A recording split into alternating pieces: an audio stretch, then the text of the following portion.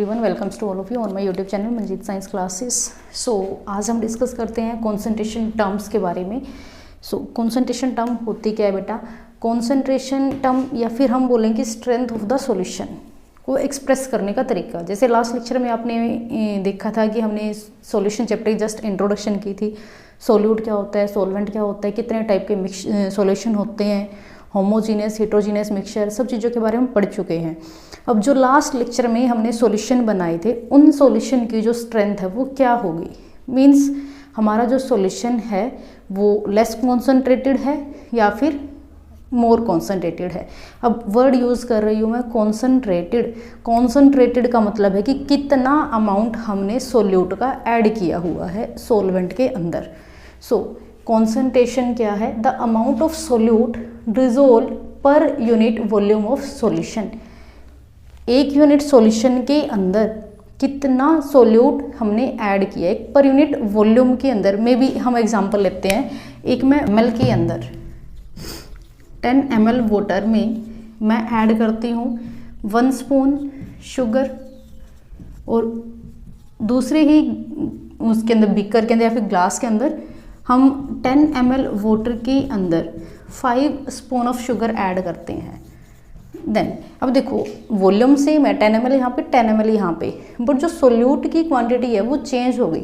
Normal सी बात है। देखो अगर हम किसी लिक्विड के अंदर एक में कम अमाउंट डाल रहे हैं किसी चीज़ की, दूसरे में ज़्यादा अमाउंट डाल रहे हैं किसी उसी चीज़ की, तो वहाँ पे वेरिएशंस होगा। मीन्स ऊपर वाला सॉल्यूशन कम मीठा होगा, नीचे वाला बहुत ज़्यादा मीठा होगा। इसी को हम बोलते हैं कॉन्सेंट्रेशन या फिर स्ट्रेंथ ऑफ द सॉल्यूशन। यहाँ पे इसकी स्ट्रेंथ अलग होगी, इसकी स्ट्रेंथ अलग होगी, या फिर इसकी कॉन्सेंट्रेशन अलग होगी, इसकी कॉन्सेंट्रेशन अलग होगी। जहाँ पे सोल्यूट की कॉन्सेंट्रेशन कम है उस सॉल्यूशन को हम बोलते हैं less concentrated solution, less concentrated. और जहाँ पे सोल्यूट की कॉन्सेंट्रेशन ज़्यादा है, सोल्यूट की अमाउंट ज़्यादा है, उस सॉल्यूशन को हम बोलते हैं हाईली कॉन्सेंट्रेटेड या फिर more concentrated solution. Clear? Other terms में हम बोल सकते हैं जिसके अंदर लेस कॉन्सेंट्रेशन है, लेस कॉन्सेंट्रेटेड सॉल्यूशन है, उसको हम डाइल्यूट सॉल्यूशन भी बोल देते हैं, डाइल्यूट। क्लियर? जो सॉल्यूशन है उसकी कॉन्सेंट्रेशन कम है या ज़्यादा है, इनको निकालने के हमारे पास कुछ मेथड्स हैं, कुछ कॉन्सेंट्रेशन टर्म्स हैं, कुछ तरीके हैं, कुछ प्रोसेसेस हैं, उनको हम डिस्कस करेंगे आज के लेक्चर के अंदर। बेसिकली जो कॉन्सेंट्रेशन टर्म्स हैं ये भी हमारे पास दो टाइप की होती हैं, temperature dependent and temperature independent. Temperature independent का मतलब क्या है? कुछ कॉन्सेंट्रेशन टर्म ऐसी हैं जिनके ऊपर टेम्परेचर का इफेक्ट पड़ेगा। मीन्स टेम्परेचर के कम ज़्यादा होने की वजह से जो कॉन्सेंट्रेशन है सॉल्यूशन की वो भी कम या ज़्यादा हो जाती है। बट कुछ ऐसी होती है जिनके ऊपर टेम्परेचर का कोई इफेक्ट नहीं पड़ता। मीन्स टेम्परेचर चाहे कितना भी कम हो जाए, कितना भी ज़्यादा हो जाए, जो कॉन्सेंट्रेशन है सॉल्यूशन की वो कॉन्स्टेंट रहेगी। वो होती है टेम्परेचर इंडिपेंडेंट टर्म। क्वेश्चन आ जाता है 1 मार्क्स के अंदर, आइडेंटिफाई करना MCQs के अंदर कौन सी टर्म टेम्परेचर डिपेंडेंट है और कौन सी टर्म टेम्परेचर इंडिपेंडेंट है। क्लियर? ध्यान से देखना। फर्स्ट हमारे पास है temperature dependent term. Basically idea कैसे लगाओगे कि कौन सी टेम्परेचर डिपेंडेंट है, कौन सी इंडिपेंडेंट है? वो टर्म्स जिनके अंदर वॉल्यूम होगा, जिनके अंदर वॉल्यूम होगा वो हमारी टेम्परेचर डिपेंडेंट होगी, क्योंकि जो वॉल्यूम है मतलब लिक्विड है। अब लिक्विड को अगर हम गर्म करेंगे, टेम्परेचर ज़्यादा होने का मतलब क्या है कि सॉल्यूशन का गर्म होना। टेम्परेचर बढ़ रहा है, अब गर्म होगा मीन्स सॉल्यूशन इवेपोरेट करेगा, भाप बन बन के जो लिक्विड है वो उड़ जाएगा। अगर भाप बन बन के लिक्विड उड़ रहा है, से हमने पहले लिया था 10 ml वाटर, 10 ml हमने वाटर लिया, टेम्परेचर बढ़ गया, टेम्परेचर बढ़ने की वजह से जो वाटर है वो इवेपोरेट होना शुरू हो गया, पानी से भाप बननी शुरू हो गई। अब जैसे पानी से भाप बनेगा तो भाप तो उड़ेगी, ऊपर जाएगी, तो ऊपर जाते जाते कुछ ना कुछ अमाउंट तो पानी की कम होगी ना। हमारे पास अगर 10 ml वाटर था पहले, 10 ml के अंदर हमने 1 स्पून या फिर 5 स्पून शुगर ऐड की थी, तो अभी जो वॉल्यूम है वो तो कम हो गया ना इवेपोरेट होने की वजह से। मीन्स मेरे पास मे बी 9 ml वाटर बचाओ, मे बी 8 ml वाटर बचाओ। अब 9 ml या 8 ml के अंदर 1 स्पून शुगर की वेरिएशन हो गया ना सॉल्यूशन के अंदर। एक तो हम 10 ml के अंदर 1 चम्मच डाल ले और एक 8 ml या फिर 9 ml के अंदर 1 चम्मच डाल ले तो 1 ml का डिफरेंस हो गया। सो मीन्स जो सॉल्यूशन है उसकी कॉन्सेंट्रेशन चेंज हो गई, किसकी वजह से, वॉल्यूम की वजह से। ठीक है, अगर वॉल्यूम की जगह पे मास लिया होता, वेट लिया होता, 1 किलो चीनी है उसको खुला रख दो, टेम्परेचर बढ़े घटे कोई फर्क नहीं पड़ेगा। तो ये बेसिक डिफरेंस है temperature dependent and temperature independent terms में। यहाँ पे अगर वेट होगा तो जो टर्म्स हैं वो टेम्परेचर इंडिपेंडेंट होगी। सो हम राइट करते हैं कौन कौन सी जो टर्म्स है वो टेम्परेचर डिपेंडेंट है और कौन कौन सी जो टर्म है वो टेम्परेचर इंडिपेंडेंट है। Percentage weight by volume by volume temperature dependent में आ जाएगी। यहाँ पे परसेंटेज वेट बाय वेट ये हमारी इंडिपेंडेंट में आ जाएगी। Then second percentage weight by volume, नीचे वॉल्यूम है तो ये हमारी डिपेंडेंट में आ जाएगी। देन मोलैरिटी नॉर्मेलिटी, इसके अलावा formality, then strength per million weight volume by volume and part per million weight by volume, ये भी दो टर्म्स हैं जो टेम्परेचर डिपेंडेंट में ही आएगी। देन अगर हम बात करते हैं टेम्परेचर इंडिपेंडेंट की, इंडिपेंडेंट में एक हमारे पास हो गया वेट बाय वेट, एक हमारे पास हो जाता है मोलैलिटी। मोलैलिटी को बेटा हम कैपिटल एम से डिनोट करते हैं और मोलैलिटी को हम स्मॉल एम से डिनोट करते हैं। बेसिक सा डिफरेंस आएगा इसके अंदर, वो हम आगे देखेंगे। देन हमारे पास नेक्स्ट है mole fraction, part per million weight by wait, part per million weight by wait, ये हमारी टेम्परेचर इंडिपेंडेंट टर्म है, ये हमारी टेम्परेचर डिपेंडेंट टर्म है। अब हम 1 बाय 1 इनको डिस्कस करते हैं कैसे हम कैलकुलेट करेंगे, क्योंकि न्यूमेरिकल्स आते हैं यहाँ से, ये वाला पोर्शन मोस्ट इंपॉर्टेंट है। नेक्स्ट हम डिस्कस करते हैं mass percentage and volume percentage. So basically mass percentage क्या होता है, अगर हमारे पास ये जो परसेंटेज है ये हम दोनों की निकालेंगे, solute plus solvent. So firstly mass of solute, अगर हमें मास ऑफ सोल्यूट निकालना है, mass percentage of solute basically mass percent of solute, जो सोल्यूट है उसका कितना मास है, मास ऑफ सोल्यूट डिवाइड बाई में टोटल मास। ये टोटल मास किसका है, सॉल्यूशन का, total mass of solution. Percentage निकालनी देन मल्टीप्लाई बाई 100। सेम अगर हम मास परसेंट निकाल रहे हैं, मास परसेंट ऑफ सोलवेंट, तो वही सेम रहेगा। सोलवेंट का निकाल रहे हैं तो ऊपर मास किसका लेंगे, mass of solvent divide by total mass of solution. Percentage निकाल रहे हैं तो multiply by 100। Clear, mass percentage ऐसे निकल जाएगा। अगर कोई वैल्यू दी हुई है देन उसके अकॉर्डिंग न्यूमेरिकल से जो वैल्यूज है वो पुट करके न्यूमेरिकल सोल्व हो जाएगा। वॉल्यूम परसेंटेज, अब अगर हमने वॉल्यूम परसेंटेज निकालनी है सोल्यूट की, volume percentage of solute same रहेगा, वॉल्यूम ऑफ सोल्यूट कितना है डिवाइड में total volume of solution, total volume कितना है सॉल्यूशन का, परसेंटेज निकाल रहे हैं मल्टीप्लाई बाई 100। सेम अगर सोलवेंट के लिए निकालना है तो volume of solvent divide by में total volume of solution multiply by 100। So ऐसे हमारी दोनों टर्म सॉल्व हो जाएगी। नेक्स्ट हम डिस्कस करते हैं मोलैरिटी। मोलैरिटी को हम कैपिटल एम से डिनोट करते हैं। बेसिकली मोलैरिटी क्या होता है, molarity is the number of moles, molarity is equal to number of moles of solute divide by volume of solution, volume of solution in litre. इस type के numerical में molarity के numerical और molality के numerical most पूछे जाते हैं, या फिर मोल फ्रैक्शन से न्यूमेरिकल आता है, या फिर नॉर्मेलिटी से। चार ही बेसिक टर्म है, मोलैरिटी, मोलैलिटी, नॉर्मेलिटी और मोल फ्रैक्शन। क्लियर, चारों से न्यूमेरिकल आते हैं। Percentage weight by wait, percentage volume by volume, part per million, rare ही है कोई क्वेश्चन यहाँ से आएगा, बट यहाँ से मोस्टली क्वेश्चन पूछे जाते हैं। सो फर्स्ट है मोलैरिटी, कैपिटल एम से डिनोट करते हैं। फॉर्मूला क्या है, मोलैरिटी होती क्या है, कितने नंबर ऑफ मोल्स सोल्यूट के डिजोल्व हैं 1 लीटर सॉल्यूशन के अंदर। अगर हमारे पास जो सॉल्यूशन है वो मिलीलीटर में दिया हुआ है तो हम क्या करेंगे, number of moles of solute number of moles of solute divide by में सॉल्यूशन का जो वॉल्यूम है, वॉल्यूम ऑफ सॉल्यूशन अगर ml में दिया हुआ है उसको हम लीटर में चेंज करेंगे। अगर मेरे पास 10 ml सॉल्यूशन है तो मैं इसको लीटर में कैसे चेंज करूँगी, 10 ml डिवाइड बाई 1000 करके, तो हमारे पास जो सॉल्यूशन है वो लीटर में चेंज हो जाएगा। मीन्स अगर ml में सॉल्यूशन दिया है तो हमने मोलैरिटी तो हमारी मोल्स पर लीटर में ही आएगी। अगर यूनिट निकाल लें यहाँ पे नंबर ऑफ मोल्स की, तो मोल डिवाइड बाई सॉल्यूशन किस में था, लीटर में, तो मोल पर लीटर ही आएगी। यूनिट, एसआई यूनिट जिसको हम बोलते हैं मोलैरिटी की, तो मोलैरिटी मीन्स मोल पर लीटर, लीटर के बारे में बात करें, मिलीलीटर के बारे में बात नहीं कर रहे। तो मिलीलीटर को हम फर्स्टली कन्वर्ट करेंगे लीटर के अंदर, क्लियर। देन 1000 से हम डिवाइड कर देंगे, जो 1000 है थर्ड टर्म है तो ये अपने ऊपर जाएगी, तो 1000 से मल्टीप्लाई हो जाता है, क्लियर। नेक्स्ट इसके अंदर आता है, ये अगर ml में दिया हुआ तो उसके अकॉर्डिंग निकाल सकते हैं। देन जो मोल्स हैं, number of moles of solute, number of moles of solute N से डिनोट करते हैं बेसिकली नंबर ऑफ मोल्स को, +1 क्लास में आप पढ़ के आए हो। तो मोल्स कैसे निकाल लेंगे, given weight divide by molar mass.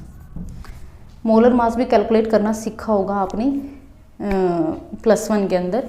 For example हमारे पास है HCl या फिर NaOH, किसी का भी निकाल लो। मोलर मास के लिए आपको इनकी जो एटॉमिक मास की वैल्यू है वो पता होनी चाहिए, उसका आइडिया होना चाहिए थोड़ा बहुत। हाइड्रोजन है, हाइड्रोजन का मास कितना होता है 1, फर्स्ट ही एलिमेंट है पीरियोडिक टेबल का। क्लोरीन जिसका एटॉमिक नंबर 17 है, मास कितना होता है 35.5, यहाँ से कितना आया 36.5। सोडियम, सोडियम का एटॉमिक नंबर 11, मास कितना है 23। ऑक्सीजन 16, 15.99 समथिंग होता है, देन 16। हाइड्रोजन कितना है 1, सो ऐड कर दो 23 + 1 + 16, 23 + 1 24, 24 + 16 कितना आ गया 40। सो ये हमारे मोलर मास। इस तरीके से हम मोलर मास निकालेंगे। गिवन वेट हमें गिवन होगा कि हमने 5 ग्राम शुगर को डिसोल्व किया या फिर 5 ग्राम NaOH को डिसोल्व किया, सो उसके अकॉर्डिंग नंबर ऑफ मोल्स निकल जाएंगे। फॉर एग्जांपल हमें दिया हुआ है 5 ग्राम NaOH दिया हुआ है, तो इसके नंबर ऑफ मोल्स निकालने हैं। नंबर ऑफ मोल्स का फॉर्मूला क्या था, गिवन वेट कितना दिया हुआ है, वेट कितना दिया हुआ है 5 ग्राम।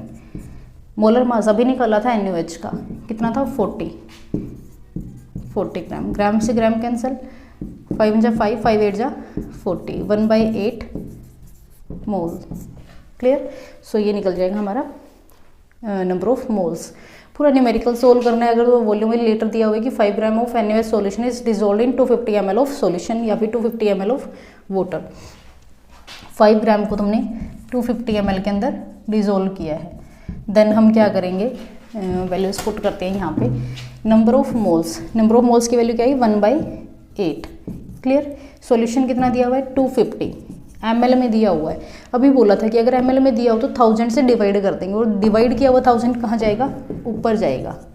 0 से 0 कैंसिल, 25 4 × 100, 4 2 × 8, यहाँ से क्या आया 1/2, 1/2। यूनिट क्या होती है, मोल पर लीटर। 1/2 को सोल्व कर सकते हो 0.5 मोल पर लीटर। मोल पर लीटर नहीं लिखना, सिंपल मोलैरिटी लिख सकते हो 0.5 कैपिटल M, क्लियर।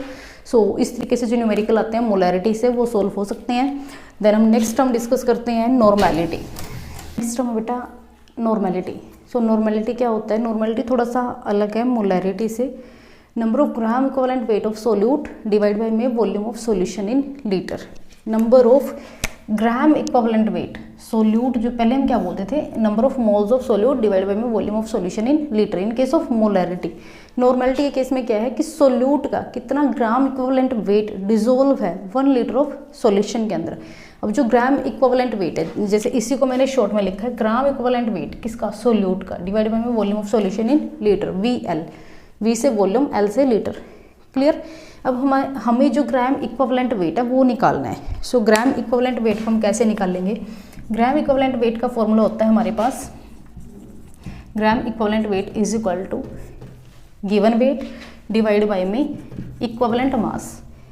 सो यहाँ पे अगर मैं इसकी जगह पे ये वैल्यू पुट करूँ देन मेरे पास क्या आएगा, W divide by EM multiply VL।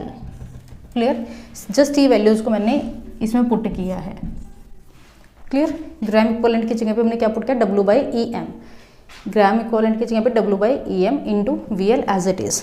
Clear, अब हमारे पास एक नई टर्म आई इक्विवेलेंट मास। अब इक्विवेलेंट मास को हम कैसे कैलकुलेट करेंगे, equivalent mass EM is equal to molar mass divide by में n factor, molar mass divide by n factor. So यहाँ से फॉर्मूला फिर मॉडिफाई हुआ, given weight as it is, equivalent mass की जगह पे मोलर मास, इसको हम m से लिख देते हैं, molar mass divide by n factor multiply VL। अब देखो बेटा, दो चीज़ें हैं सॉल्यूशन के अंदर, सोलवेंट एंड सोल्यूट। सो अगर हम गिवन वेट मोलर मास ऐसे लिखते रहेंगे तो हमें ये नहीं पता लगेगा कि हम किसके मास और किसके वेट की बात कर रहे हैं। तो हम सोल्यूट एंड सोलवेंट को आइडेंटिफाई करते हैं। अगर सोल्यूट के लिए मैं ऐसे लिखती कि WS लिख देते हैं, वेट ऑफ सोल्यूट और मोलर मास ऑफ सोल्यूट, तो सोलवेंट भी हमारा S से ही है, S से ही है। सो यहाँ के लिए मैं डिनोट कर लेती हूँ कि जो सोल्यूट है उसको मैं A से डिनोट कर रही हूँ और जो सोलवेंट है उसको मैं B से डिनोट कर रही हूँ। सो यहाँ से हम लिख सकते हैं given weight of solute A, WA, और यहाँ पे भी सोल्यूट ही था MA। क्लियर, तो इससे हमें जस्ट आइडेंटिफाई हो जाएगा। आप अपने अकॉर्डिंग नोटेशन चेंज कर सकते हो, अभी के लिए जस्ट मैंने A एंड B की फॉर्म में इसको राइट किया है। देन नेक्स्ट आता है बेटा n फैक्टर। n फैक्टर क्या है, अब n फैक्टर होता है अगर हमारे पास एसिड है तो उसके लिए बेसिसिटी आएगा, बेस है तो उसके लिए एसिडिटी आएगा। क्लियर, अब फॉर एग्जाम्पल पास एसिड है तो मैंने बोल दिया बेसिसिटी है, सो बेस है तो मैंने बोल दिया एसिडिटी है। बट अगर सोल्ट है तब हम क्या बोलेंगे, सो इसीलिए हमने just n factor word use किया, एसिडिटी एंड बेसिसिटी को यूज़ ना करते हुए। n फैक्टर क्या है, n factor number of ions, number of ions कितने चेंज होते हैं, कितना लॉस होता है H पॉजिटिव आयन का in case of acid, OH negative ion का in case of base, and normally positive and negative ions का in case of salt. For example अगर हम डिस्कस करें, ये n फैक्टर ऊपर चला जाएगा। फॉर एग्जांपल अगर मैं डिस्कस करती हूँ HCl को मैं कैसे राइट कर सकती हूँ, H पॉजिटिव Cl नेगेटिव, कितने H पॉजिटिव बने, एक। सो यहाँ पे n फैक्टर की वैल्यू क्या आ गई, एक H2SO4। बेसिकली जो n फैक्टर की वैल्यू है वो डिपेंड करती है डिसोसिएशन के ऊपर, किस तरीके से हमारे जो एसिड बेस एंड सोल्ट है वो डिसोशिएट हो रहे हैं। फॉर एग्जांपल अगर यहाँ से डिसोसिएशन होती है HSO4 negative plus H positive, तो इसके अकॉर्डिंग NF की वैल्यू है 1। बट अगर यहाँ से डिसोसिएशन होती है H2SO4 की 2H positive plus SO4 2 negative इस फॉर्म में, देन NF की वैल्यू है 2। क्लियर, डिसोसिएशन के ऊपर डिपेंड करेगा कि कितने number of H positive ion बने हैं। क्लियर, उसके अकॉर्डिंग हमारी n फैक्टर की वैल्यू डिसाइड हो गई। For example in case of base अगर हम डिस्कस करें NaOH, NaOH से क्या बनेगा, Na positive plus OH negative, कितने नंबर ऑफ OH नेगेटिव आया, एक, n फैक्टर की वैल्यू 1। अगर हम बात करें NaCl की, NaCl से क्या हुआ, स्ट्रॉन्ग सोल्ट है, Na positive plus Cl negative, कितने पॉजिटिव नेगेटिव, एक ही Na पॉजिटिव है, एक ही Cl नेगेटिव है, तो हमारे पास n फैक्टर की वैल्यू आई 1। क्लियर, तो इस तरीके से हम n फैक्टर को डिफाइन कर सकते हैं। सो यहाँ से n फैक्टर की वैल्यू हर किसी में अलग अलग आती रहेगी। यहाँ से हमारे पास जो नॉर्मेलिटी का फॉर्मूला बना वो क्या बना, WA multiply n factor divide by MA into VL। एक फॉर्मूला ये बन गया बेटा, और एक हमने अभी अभी जस्ट कुछ टाइम पहले ही डिस्कस किया था, मोलैरिटी। तो मोलैरिटी क्या था, molarity number of moles of solute divide by में volume of solution in litre. Number of moles of solute, अगर सोल्यूट को हम A से दिखा रहे हैं तो Na डिवाइड बाई VL। थोड़ी देर पहले मैंने क्या बताया था कि number of moles of solute को कैसे निकाल लेंगे, given weight of solute divide by में molar mass of solute. Clear, तो मैं पुट कर सकती हूँ यहाँ पे Na की जगह पे WA divide by MA into VL, means M is equal to WA MA into VL। एक इक्वेशन ये होगी, एक इक्वेशन ये होगी। दोनों में रिलेशन क्या है, ये मोलैरिटी है, ये नॉर्मेलिटी है, दोनों में रिलेशन क्या है। अब देखो WA by MA into VL, ये किसके इक्वल है? M के इक्वल है, M के इक्वल है। WA by MA into VL, WA by MA into VL, WA by MA into VL किसके इक्वल है? M के इक्वल है, कैपिटल M के इक्वल है। क्लियर? सो मैं वैल्यू पुट कर सकती हूँ यहाँ पे। मैं इसको थोड़ा सा मॉडिफाई करती हूँ। मेरे पास क्या आया? N इज इक्वल टू, इसकी जगह पे क्या पुट किया? M into N factor. So normality in term of molarity, normality in term of molarity, normality is equal to molarity into N factor. Clear? So ये हमारे पास रिलेशन आ सकता है normality and molarity के बीच में। नेक्स्ट टर्म हम discuss करते हैं molality. पहले हमने मोलैरिटी किया है, मोलैरिटी, अब हम कर रहे हैं मोलैलिटी। मोलैलिटी क्या होता है? Number of moles of solute divide by weight of solvent in Kc। पहले हमने क्या किया था? मोलैरिटी के अंदर क्या किया था? Number of moles of solute divide by volume of solution in litre. अभी हम कर रहे हैं weight of solvent in Kc। Number of moles कैसे निकाले थे? अभी Na से डिनोट किया था, वेट है तो सॉल्वेंट। देखो सोल्यूट के लिए A लिख रहे हैं, सॉल्वेंट के लिए क्या लिखेंगे? B। क्लियर? Na की वैल्यू कैसे निकाल ली थी? नंबर ऑफ मोल्स कैसे निकाले थे? गिवन वेट किसका? सोल्यूट का, डिवाइड बाय मोलर मास किसका? सोल्यूट का। सो वैल्यू पुट करो यहाँ पे। Na की जगह पे WA डिवाइड बाई में MA into WB means M is equal to small m is equal to WA divide by MA into WB। ये हमारे पास होगी मोलैलिटी। मोलैलिटी की यूनिट क्या हो जाएगी? ऊपर क्या है? मास। किस में है? Sorry, number of moles. Number of moles को हम लिखेंगे मोल के अंदर, divide by weight of solvent in Kc, मोल पर Kc। क्लियर? नेक्स्ट हमारे पास है मास ऑफ सोल्यूट। नेक्स्ट हमारे पास है स्ट्रेंथ। एंड स्ट्रेंथ जैसे अभी हमने थोड़ी देर पहले भी डिस्कस किया था, स्ट्रेंथ क्या है कि कितना सोल्यूट हम डालेंगे किसी भी सॉल्यूशन के अंदर। So mass of solute in gram divide by volume of solution in litre. So strength को अगर हम फॉर्मूले के फॉर्म में लिखें तो मास ऑफ सोल्यूट, सोल्यूट का मास W, सोल्यूट के लिए क्या लिखा था? A divide by volume of solution in litre. ये हमारे पास फॉर्मूला हो जाएगा बेटा। और जो ऐसा यूनिट है स्ट्रेंथ की वो हमारी होगी ग्राम पर लीटर, ग्राम पर लीटर। सेम जैसे अभी हमने मोलैरिटी लिखा था, molarity is equal to number of moles of solute divide by में volume of solution in litre. Number of moles को हमने किस फॉर्म में लिखा? हमने लिखा given weight divide by molar mass की फॉर्म में। मीन्स मेरे पास जो मोलैरिटी है वो कैसे आई थी? Molarity is equal to WA divide by में MA इंटू VL। ये हमारे पास मोलैरिटी आई थी। क्लियर? सो अब यहाँ से देखो WA by VL, WA by VL, WA by VL किसके इक्वल है? WA बाई VL S के इक्वल है। So M is equal to S divide by MA। ये हमारी होगी मोलैरिटी। मीन्स अगर हमने मोलैरिटी निकालनी है, स्ट्रेंथ दी हुई है, तो स्ट्रेंथ को हम जो मोलर मास है सोल्यूट का उससे डिवाइड कर दे तो हमारी स्ट्रेंथ निकल जाएगी। और अगर हमने स्ट्रेंथ निकालनी है, मीन्स जैसे अभी ना आप +2 की जो एक्सपेरिमेंट्स है, प्रैक्टिकल्स है, उनके अंदर निकाल दो। यहाँ से मोलैरिटी हम निकाल लेंगे पहले एक्सपेरिमेंट के थ्रू और फिर हमें स्ट्रेंथ निकालनी होगी। सो यहाँ से इस फॉर्मूले से अगर आपको स्ट्रेंथ निकालनी है, ये नीचे वाला पोर्शन है डिवाइड बाय में, उस साइड जगह क्या हो जाएगा? मल्टीप्लाई हो जाएगा। Molarity means multiply molar mass of solute is equal to strength. So ये कुछ रिलेशन से बेटा, जैसे नॉर्मेलिटी मोलैरिटी के बीच में पढ़ा था और मोलैरिटी एंड स्ट्रेंथ के बीच में पढ़ा है हमने, इनको अच्छे से याद रखना। Next is mole fraction. So mole fraction निकालने में, मोल फ्रैक्शन को X से डिनोट करते हैं। हमारे पास कोई भी कंटेनर है, इस कंटेनर के अंदर मैंने सोल्यूट प्लस सोलवेंट दोनों डाल दिए। क्लियर? सोल्यूट को हमने लिखा A से, सोलवेंट को हमने लिखा B से। अब जो सोल्यूट डाला है इसके मैंने डाले हैं Na number of moles, solvent जो डाला है इसके मैंने डाले हैं Nb number of moles. Means मेरे सॉल्यूशन के अंदर सॉल्यूशन के अंदर टोटल Na+Nb मोल्स हैं, टोटल Na+Nb मोल्स हैं। क्लियर। हमने निकालना है mole fraction of solute and solvent.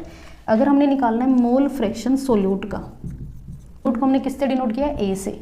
Mole fraction के लिए सिंबल क्या है, एक्स, तो हम XA से डिनोट करेंगे। अब मोल फ्रैक्शन ऑफ सोल्यूट का मतलब क्या है कि ओनली पूरे सॉल्यूशन में सोल्यूट का फ्रैक्शन कितना है। सोल्यूट का फ्रैक्शन कैसे निकालेंगे, नंबर ऑफ मोल्स कितने थे सोल्यूट के डिवाइड बाय में टोटल नंबर ऑफ मोल्स कितने सॉल्यूशन के, टोटल कितने हैं Na+Nb। क्लियर।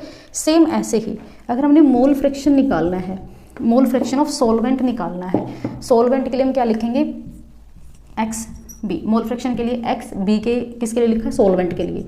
तो B के मोल्स कितने हैं, B के मोल्स कितने थे NB, total number of moles कितने हैं Na+Nb। सो ये हमारे मोल फ्रैक्शन निकल जाते हैं। बट एक चीज़ ध्यान रखना हमेशा, अगर हम XA+XB को ऐड करें, XA+XB को ऐड करें तो हमारे पास वैल्यू 1 आएगी। दोनों को ऐड करेंगे यहाँ से देख लो, अगर मैं XA+XB को ऐड करूँ इसमें क्या आ जाएगा, Na+Nb।